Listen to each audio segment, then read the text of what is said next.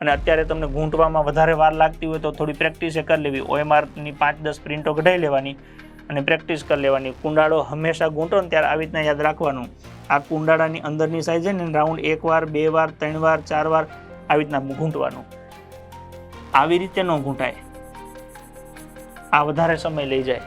આની પ્રેક્ટિસ કરશો ને તો 2-3 દિવસમાં થઈ જશે. પહેલાં આ 1 વાર 2 વાર 3 વાર તમારી OMRમાં 200 છે એટલે તમે 3 વખત ગૂંટશો ને તો ગૂંટાઈ જાય. આવી રીતના પહેલાં એક અંદરનો રાઉન્ડ, બીજો રાઉન્ડ, ત્રીજો રાઉન્ડ, આમ 3 રાઉન્ડ ગૂંટશો એટલે ગૂંટાઈ જાય. એ પેલી રોરીટોની એક પેન આવે છે 15-20 રૂપિયાની.